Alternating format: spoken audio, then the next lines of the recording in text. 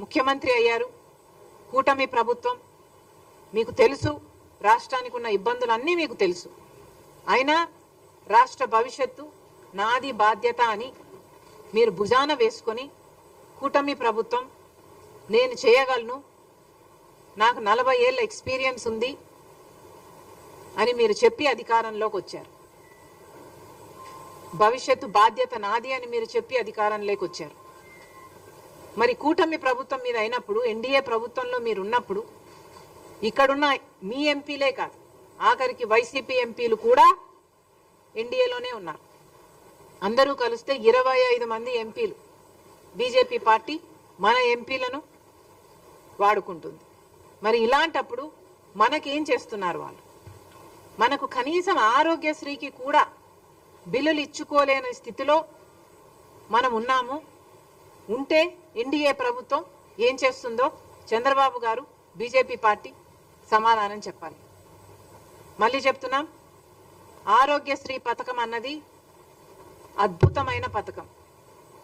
ఎవరు మొదలు పెట్టారు అన్న విషయం పక్కన పెడితే, as a scheme Aarogyasri is an excellent scheme. దేశ విదేశాలలో ఎంతో మంది దీన్ని మళ్ళీ ఎమ్యులేట్ చేయడం జరిగింది. కారణం, ఇది ఎంతో మంది పేద ప్రజలకు ఆసరా ఇచ్చే పథకం కాబట్టి ఈ ఆరోగ్యశ్రీ పథకాన్ని రక్షించాల్సిన బాధ్యత ప్రతి నాయకునికి ఉంది, irrespective of parties.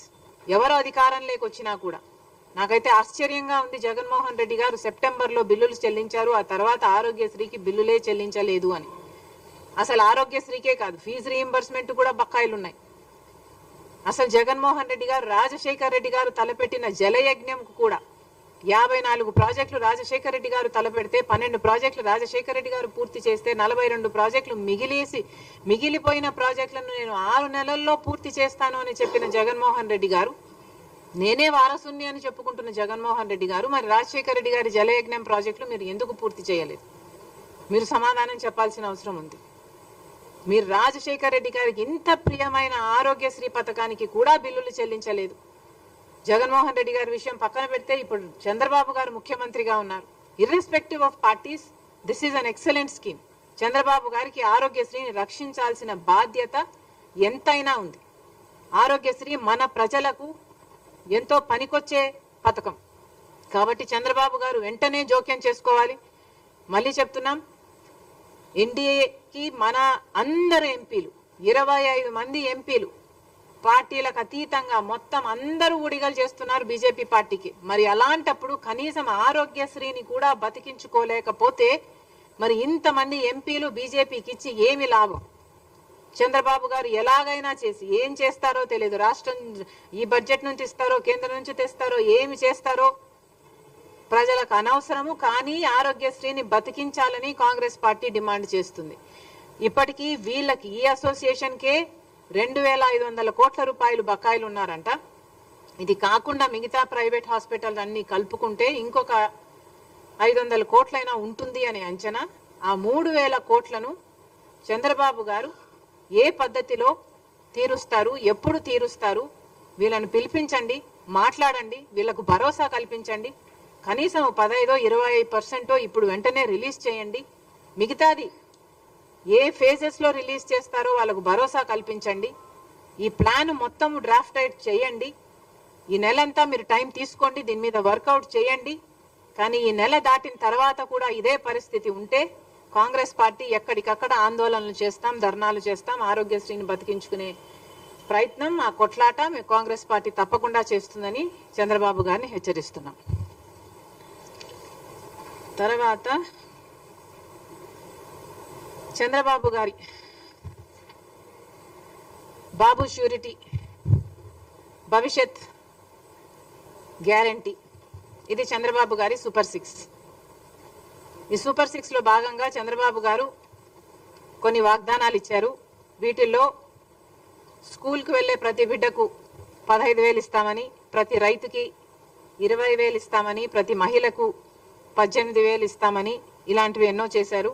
Of course ఆయన అధికారంలోకి వచ్చి 2 నెలలు మాత్రమే అయింది కాబట్టి ఇవన్నీ అమలు చేయాలి అని మేము కోరుతున్నాము.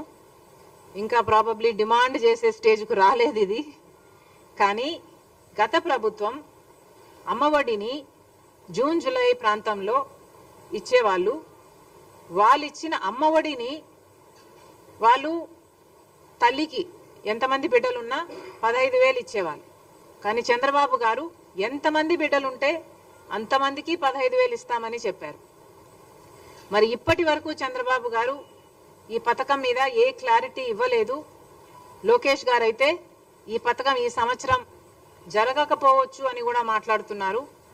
కాబట్టి ఏ మాత్రం అవకాశం ఉన్నా ఈ పథకాన్ని వెంటనే అమలు చేయాలి అని డిమాండ్ చేస్తున్నాం.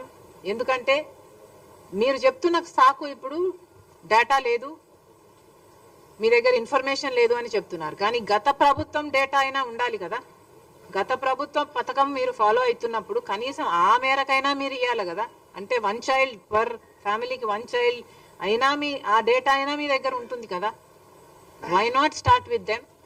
మళ్ళీ కొసరు ఏదన్నా ఉంటే మళ్ళీ మీరు యాడ్ ఆన్ చేసుకోవచ్చు. కానీ అసలే ఇవ్వకపోవడం, అది కూడా జూన్ జూలై ఈ మాసాలలో ఇస్తే ఆ తల్లులకు పనికొచ్చే పథకం ఇది. కాబట్టి చంద్రబాబు గారు ఈ పథకం తల్లి దీవెన, అదేనా, తల్లికి వందనం, ఈ పథకం కింద ఏ మాత్రం వీలున్నా కనీసం 1 చైల్డ్ కైనా ఇవ్వాలని కాంగ్రెస్ పార్టీ కోరుతుంది. అలాగే మహిళలకి ఉచిత బస్సు, దీంట్లో ప్రాబ్లం ఏమిటో మాకైతే అర్థం కావటం లేదు. సూపర్ 6 లో భాగంగా మీరు మహిళలకి బస్సులో ప్రయాణం ఉచితం అని మీరు చెప్పారు. మరి దీంట్లో విధి విధానాలు ఏముంటాయి? మహిళలు అన్నాక మహిళలే కదా. ఒక మహిళ బస్సు ఎక్కితే 0 టికెట్ ఇవ్వాలి, ఫ్రీ టికెట్ ఇవ్వాలి. It's as simple as that. Telangana ప్రభుత్వము అధికారంలోకి వచ్చిన వెంటనే ఈ పథకాన్ని అమలు చేయగలిగినప్పుడు మీరు అధికారంలోకి వచ్చిన వెంటనే ఇదే పథకాన్ని, మహిళలకు ఫ్రీ టికెట్ ఇచ్చే పథకాన్ని ఎందుకు అమలు చేయలేకపోతున్నారో మాకు అర్థం కావటం లేదు. కనీసం ఇంత చిన్న పథకాన్ని కూడా అమలు చేసే ధైర్యం మీరు కనపరచకపోతే ఇది ఎలా అర్థం చేసుకోవాలో కూడా ప్రజలకు అర్థం కావటం లేదు. కాబట్టి కనీసం ఈ పథకం, మహిళలకు ఉచిత బస్సు అనే ఈ పథకమైనా వెంటనే అమలు చేయాలని కాంగ్రెస్ పార్టీ డిమాండ్ చేస్తుంది. తర్వాత రైతులకు ఏటా 20,000 ఇస్తామని చంద్రబాబు గారు చెప్పారు. మరి దానికి విధి విధానాలు అంటున్నారు. 80 లక్షల మంది రైతులు, కనీసం మీరు జూన్ జూలైలో ఇస్తే వాళ్ళకి పంట వేసుకోవడానికైనా పనికొచ్చేది.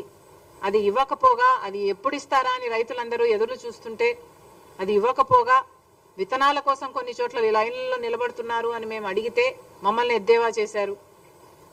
సరే పర్వాలేదు, రైతులు కష్టాలలో ఉన్నారు, వరదలు వచ్చాయి, పంటలు చాలా మందికి నష్టపోయారు.